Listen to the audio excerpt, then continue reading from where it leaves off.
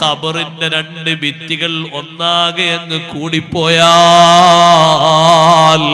ചെറിയൊരു കൊതുകിന്റെ കടി സഹിക്കാൻ കഴിയാത്ത ദുർബല ശരീരമല്ലേ നമ്മുടെ ശരീരം. ഒരീച്ചയുടെ കടി സഹിക്കാൻ കഴിയാത്ത ശരീരമല്ലേ നമ്മുടെ ശരീരം. കാണുന്ന ഖബറിന്റെ രണ്ട് ഭിത്തികൾ അങ്ങനെ അങ്ങ് വന്ന് ഇടുക്കിയാൽ നബി സല്ലല്ലാഹു അലൈഹി വസല്ലം തങ്ങൾ എന്താ പരിഹാരം കണ്ടത്? ദിക്ർ തന്നെ പരിഹാരം.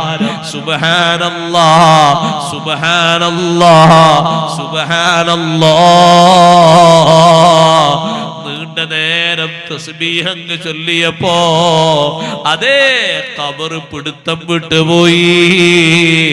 സഅദ് തങ്ങൾക്ക് ആശ്വാസം കിട്ടിയപ്പോ സന്തോഷം കൊണ്ട് അല്ലാഹു തആലാനെ വാഴ്ത്തിയിട്ട് പറഞ്ഞു, അല്ലാഹു അക്ബർ, അല്ലാഹു